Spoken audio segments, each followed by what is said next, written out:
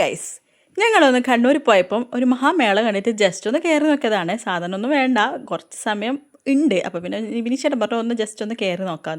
അങ്ങനെ ഇതാ ഒരുപാട് പ്ലാസ്റ്റിക് ഐറ്റംസ് ഉണ്ട്, കോപ്പ ഐറ്റംസ് ഉണ്ട്, പിന്നെ അലുമിനിയം ഉണ്ട്, പ്ലാസ്റ്റിക് ഐറ്റംസ് ഉണ്ട്, ഷൂ ഉണ്ട്, ചെരുപ്പുണ്ട്, കുർത്തി ഉണ്ട്, അങ്ങനെ ഒരുപാട് സാധനങ്ങളുണ്ട്.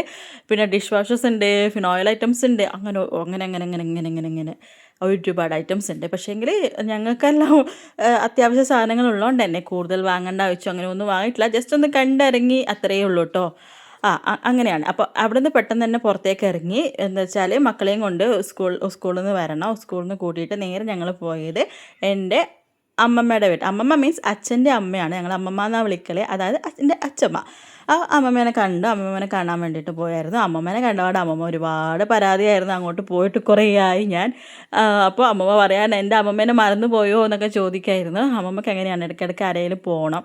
അമ്മമ്മ വേറെ ഒരാളെ വീട്ടിലും പോയി നിൽക്കുന്ന ഒരു സ്വഭാവമല്ല. ഇടയ്ക്ക് എൻ്റെ വീട്ടിൽ പോയി നിൽക്കുമെന്നല്ലാണ്ട് അങ്ങനെ വേറെ ആരുടെ അടുത്ത് പോയി നിൽക്കത്തില്ല. ഇതാണ് എൻ്റെ ആപ്പനും അച്ചാച്ചനും വേറൊരു അച്ചാച്ച, അതായത് അച്ഛൻ്റെ അച്ചാച്ചനൊക്കെയാണ് കേട്ടോ. അത് ഇതിൽ പിന്നെ ഞങ്ങളുടെ ആപ്പനുള്ളപ്പോൾ എല്ലാവരും ഫോട്ടോസ് വാങ്ങിയിട്ട് എൻ്റെ കസിൻസും ഞങ്ങളെല്ലാവരും ഉള്ളൊരു ഫോട്ടോ ആണ് ആ ഷോക്കേസിൽ നിങ്ങൾ കണ്ടുകൊണ്ടിരുന്നത്. അങ്ങനെയാണ് കേട്ടോ. അപ്പോൾ ഇതാ പുറത്തേക്ക് വന്നപ്പോൾ ബിനീഷേട്ടൻ അഗാധത്തിൽ അങ്ങനെ എന്തോ പറയില്ലേ, അങ്ങനെ എവിടെയോ നോക്കിയിരിക്കുന്നു. അപ്പോൾ അത് ഞാനൊന്ന് വീഡിയോ എടുത്തിയാണ് ആറ്റിറ്റ്യൂഡ് ഇട്ടിട്ട്. പിന്നെ ബിനീഷേട്ടൻ കുറച്ച് ക്യാമറ കണ്ടപ്പോൾ ആറ്റിറ്റ്യൂഡൊക്കെ ഇട്ട് ഇരിക്കുകയായിരുന്നു. അതിനുശേഷം ഇതാ മകൻ്റെ ആറ്റിറ്റ്യൂഡ് നിങ്ങൾക്ക് കാണാൻ വേണ്ടി പറ്റും. ഇവൻ്റെ മുടിയെക്കുറിച്ചായിരുന്നു സംസാരം മൊത്തം. ഇവനിങ്ങനെ മുടി ഇങ്ങനെ മുറിക്കാൻ വിടാതെ മുടി ഇങ്ങനെ ആക്കി നടക്കും. അപ്പം ഞാൻ പറയാണ്, ഗൈസ് നിങ്ങൾക്ക് ഇവൻ്റെ മുടിയെപ്പറ്റി എന്താണ് അഭിപ്രായം എന്നൊക്കെ പറയായിരുന്നു.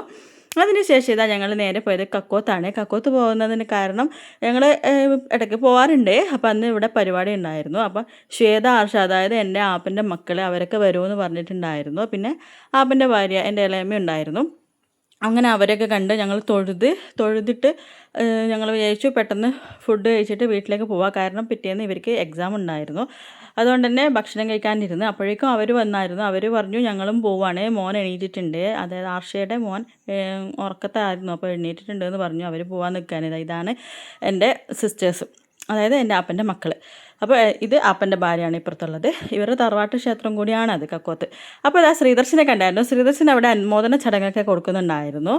പിന്നെ ഇതാ ഞങ്ങൾ നേരെ പുറത്തേക്ക് പോയി. ഞാൻ ഒഴിച്ചോ നടന്നിട്ട് പുറത്തേക്ക് ഇറങ്ങിയാണ്. അതിനുശേഷം ഒന്നുകൂടി അവരെ കണ്ട് ബായൊക്കെ പറഞ്ഞ് ഞങ്ങൾ അങ്ങനെ കളിച്ച് നടന്നവരായിരുന്നു. ചെറുതിൽ ഒരുമിച്ചല്ലേ നിൽക്കാറ്, കളിച്ച് ജനിച്ച് കളിച്ച് വളർന്നവർ. Okay, by.